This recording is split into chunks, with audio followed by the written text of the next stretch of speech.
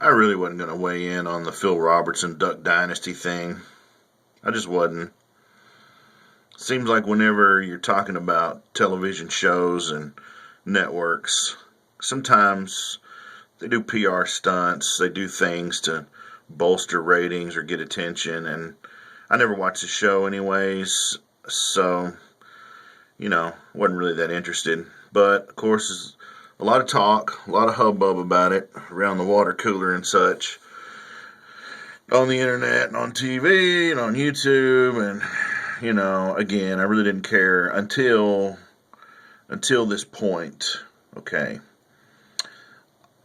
All these folks, all these Christian conservatives that come out of the woodwork and said, freedom of speech, freedom of speech, freedom of speech, blah, it's freedom of speech. You can't do that to them, freedom of speech. And it just irritates me with people's ignorance of how freedom of speech works. The most important thing that we have in this country. Look, you have the right to say what you want. You do, but it just means you won't get arrested for it. Phil Robertson is an employee of A&E, sort of, kind of.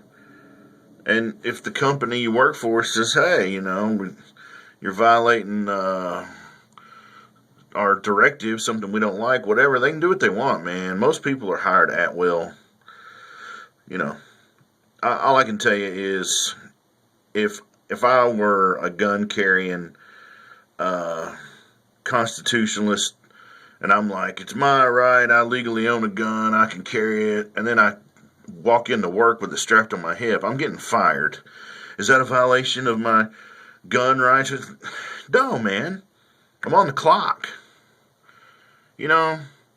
Anyways, my second point is, he's all these people come out of the woodwork and they're emailing A&E, they're sending letters, they're signing petitions, and they're saying, you need to give him his job back, put him back on the show because it's, freedom of speech or whatever. And I'm like, where are all these people coming from? Why are they coming out of the woodwork, to show their support for this guy? And they're like, freedom of speech? Well, check this out, man. In the early 80s, there was a dude named Larry Flint, publisher of Hustler magazine, porno. Anyways, one of his cartoons in there, it implied that Jerry Falwell, who was a Southern Baptist pastor, the cartoon implied that his first sexual experience he ever had was with his mom in an outhouse. And so Jerry Falwell sues, he gets all bent out of shape to go to court, end up in the Supreme Court, and the Supreme Court says, hey, you got freedom of speech. Well, I'm just wondering, when Larry Flint got shot in the back through all these court proceedings by a crazy conservative neo-Nazi freako, where were all the conservative Christians then? Why didn't they petition, send letters, and say, hey, don't mess with this guy. It's freedom of speech, freedom of speech. You know why they didn't? It's because they don't give a crap about freedom of speech. What they care about is that Phil Robertson was saying things that they agreed with. And they didn't want him to lose his job or be oppressed or anything because he shared views with people that dug it.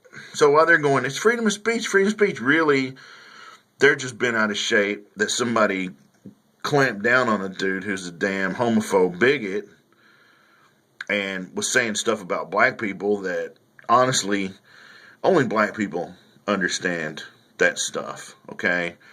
The slavery and the oppression and all that stuff. I don't even think white people should even comment on that stuff. Like, I don't understand dudes that have this big say about abortion. I mean, what the hell do dudes know about carrying babies and doing that? That should be straight up a female debate. I don't know. I just think people, they have certain views and stuff, and they use excuses to support their views. And I think that the Christian conservatives, they don't give a crap about the free speech. They dug what Phil Robertson was saying, and they don't want that opinion stymied. Because if they really cared about freedom of speech, they would have come out and defended Larry Flint and said, look, we don't like what you say. It's gross. You're a pervert and icky. But, freedom of speech, you have rights to say what you want to say, even if you sound like an idiot or you're gross. But that didn't happen. And it's not going to happen. They don't care about freedom of speech. Because most of them are two-faced, bigoted, self-centered fascists. Boom!